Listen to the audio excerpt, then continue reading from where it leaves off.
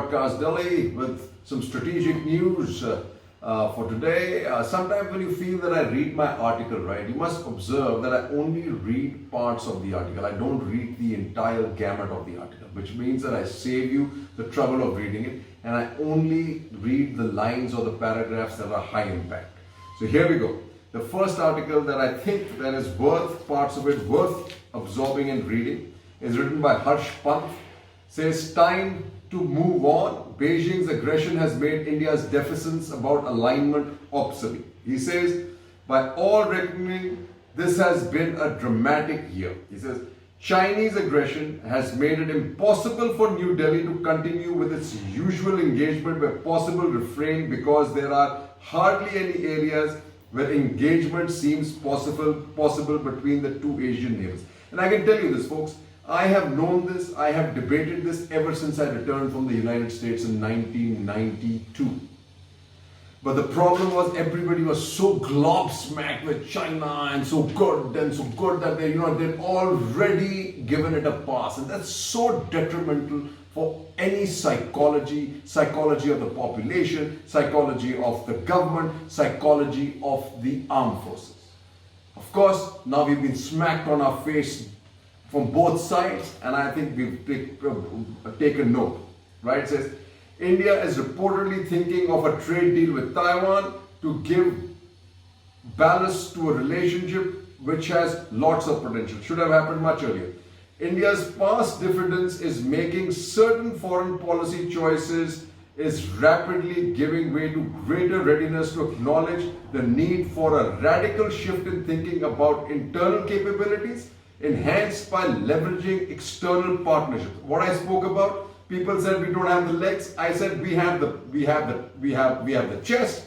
We can use other legs, and that is exactly what you mean by external partnerships. But one aspect which remains unchanged is the Indian strategic establishment's aversion to the term alliance. I don't know, man. This is all the Ministry of External Affairs and all the Nehruvian principles that they've been brought up with. It says, because some confusing notion of strategic autonomy hobbles our thinking is downright dangerous, if not idiotic. Yeah. Try telling some of our old commentators that. As a result, our adversaries find it easy to play with our minds. It's not without reason that Chinese policy makers and their mouthpieces continue to ask India to maintain distance from the US, even as China continues to work against Indian interests at every level. Okay, let's drill this through our brain, folks. They constantly, tell me how many times you've heard, maintain strategic, India can't be an ally, it's not in their DNA. They've made us actually believe that. And here's another nice article. Back to the future.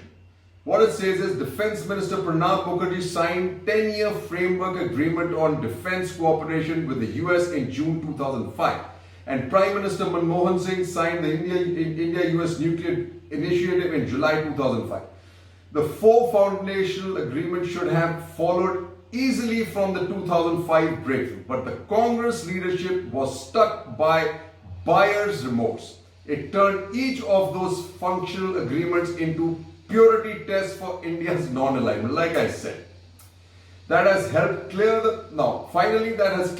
helped clear the bush for more intensive engagement between the armed forces, from interoperability to intelligence sharing and joint defense research to production of weapons. As the real possibilities for bilateral and multilateral defense and security cooperation open, now it will be wrong to view the current developments as a tactical response to the immediate military challenges that India confronts vis-a-vis China, which continues to hobble our decision making. India's defense dialogue with the US has longer history than either country's concerns about China. Substantive and institutionalized cooperation between the two defense establishments will serve the long-term interests of a rising India and an America that is restructuring its global security. Folks, we can be the fulcrum like a NATO. We might say an Asian NATO, but that's what the time has come, and that's what the Quad does for us, right? Then it goes on to say, acting together, Delhi and Washington will be in a better position to shape the regional and global environment in favor of peace and stability. This is what we say about the BECA. The BECA is the most critical outcome of the current round, as it gives India access to extremely accurate geospatial data, more after the break.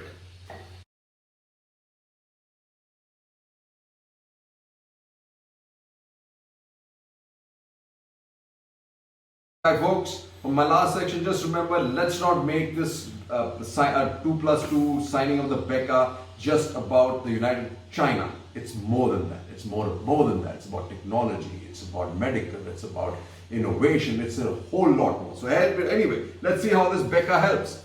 There's another part, the Delhi-DC strategic dance. The most striking element of the latest Indo-United States 2+2 talks is the two senior US ministers flew personally to India during a pandemic and a week before their national elections.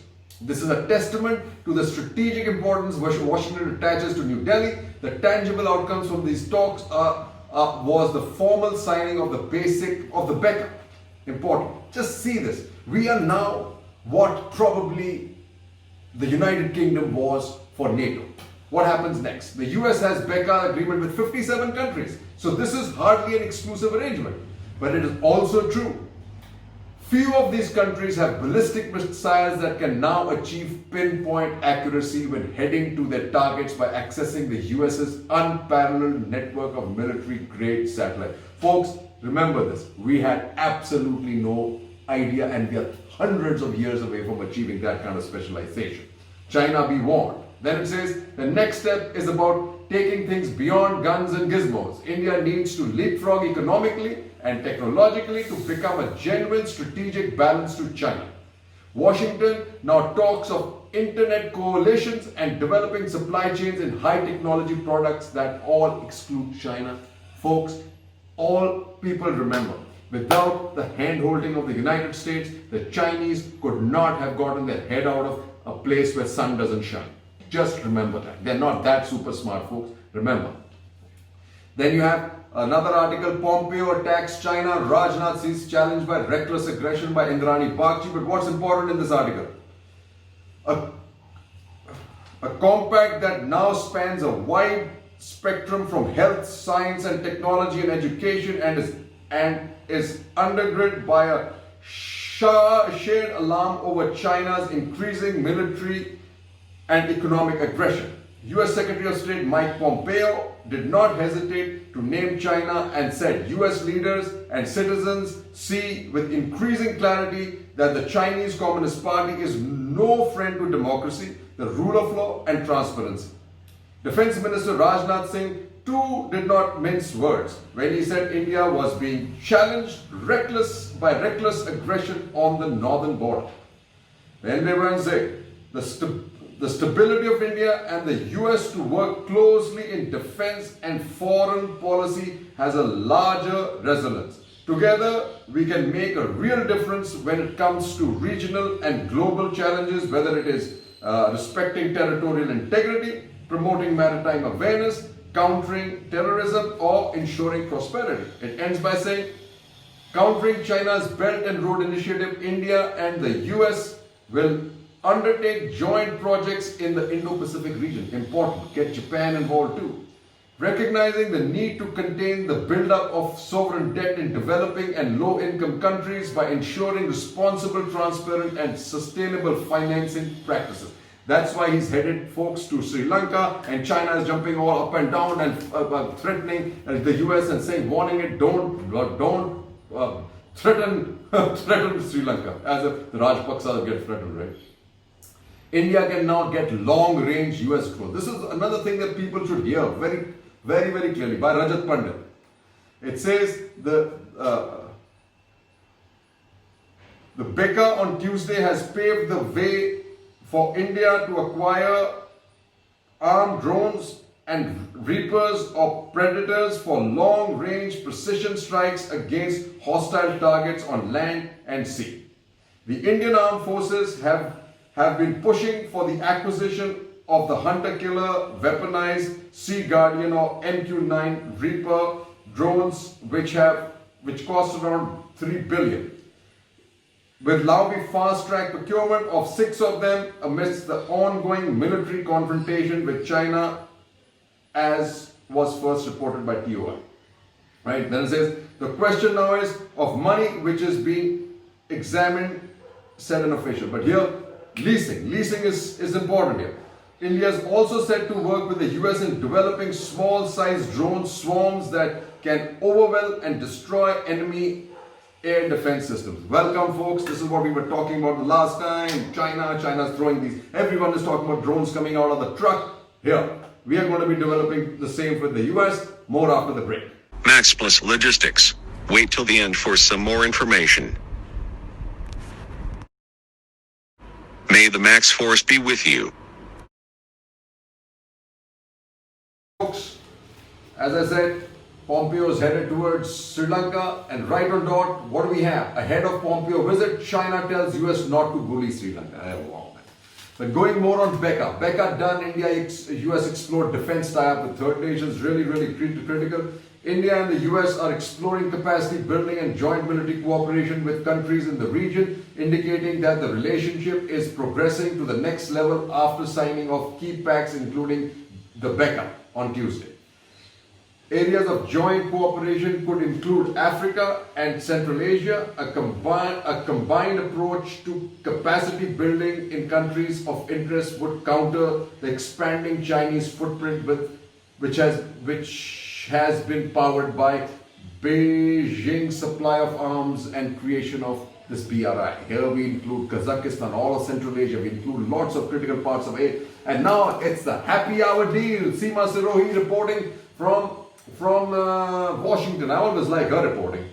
Neither was the US electoral calendar allowed to interfere, nor did the COVID-19 pandemic force a cancellation. That speaks to the importance both sides attach to maintaining the cycle of this annual high-level exchange. It also highlights the need to put on record the growing convergence on key issues encouraged in no small part by China's behavior. Thanks, Beijing boys. Finally, you got India over the hump, right?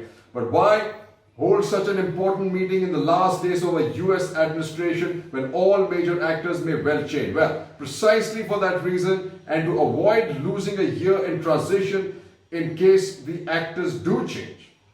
A new administration takes time to settle in the priorities, prioritize goals and sharpen focus. Given the current broader standoff, the timing of the meeting is to India's advantage.